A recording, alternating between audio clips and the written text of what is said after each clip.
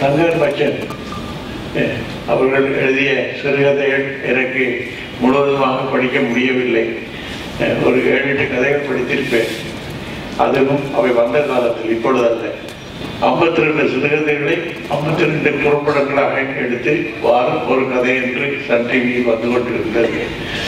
அந்த கதைகளை நான் எடுத்த காலத்தில் ஏன் தங்கர் பச்சனுடைய ஒரு கதை கூட நான் எடுக்கவில்லை என்று நீங்கள் கேட்டால், தங்கர் பச்சனுடைய மீது உள்ள மரியாதை காரணமாக அந்த கதையை நான் தொடரவில்லை.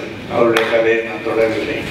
ஒரு எழுத்தாளனுக்கு தன்னுடைய மொழி மீது இருக்கும் ஆளுமை, பாண்டித்யம், அதை நான் என்ன பண்ணுவேன், சினிமாவில் தமிழ்ல உனக்கு ரொம்ப பாண்டித்யம் இருக்கு, உன்னுடைய சொற்தேர்வு, உன்னுடைய சொற்சிக்கனம், உன்னுடைய வாக்கிய அமைப்பு, இது நான் என்ன பண்ணுவேன் சினிமாவில், மேட்ரு இல்லை, இவ்வளவுதான் எனக்கு வேணும். ஸோ அதனால ஒரு படைப்பாளர், நானும் ஒரு காலத்தில் ஒரு 7-8 கதை எழுதி நிறுத்தி கொண்டவன். என்னுடைய வெளிப்பாடு ஆரம்ப காலத்தில் எழுத்தாகவே இருந்தது. எழுத்து நின்று போனதே தவிர படிப்பது இன்றும் தொடர்ந்து கொண்டுதான் இருக்கிறது.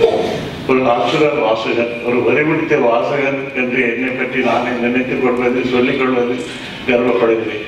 தங்கர், உங்களுக்கு நான் நன்றி சொல்ல கடமைப்பட்டிருக்கிறேன். உங்களுடைய அழகி படம் பார்த்த அந்த அதிர்வில், அந்த நாட்களில் உங்களுடைய ஆதாம் விடுதை பிடித்துக் கொண்டு நான் கிழக்கிழங்கை அந்த கரையோரத்தில் இருக்கும் கடலோர கிராமத்தில் போய் குதித்திருக்கிறேன். என்னுடைய பாலிய நண்பர்களை சந்தித்திருக்கிறேன். உங்கள் ஆலமர விழுதுகளில் தொங்கியபடி என்னுடைய அடுத்த வீட்டு அன்னலட்சுமியை 8 வயசு சிறுமியை போய் பார்த்து வந்திருக்கிறேன். இதெல்லாம் உங்களுடைய ஆலமர விழுதுகளால் சாத்தியப்பட்டது. உனக்குள்ள இருக்கிற கதையை எடுத்து வெளியே சொல்லு. நீ நினைப்ப இது என்னோட கதை யாருக்கு இன்ட்ரெஸ்டிங்கா இருக்க போகுது? இது நிச்சயமாக இல்லை.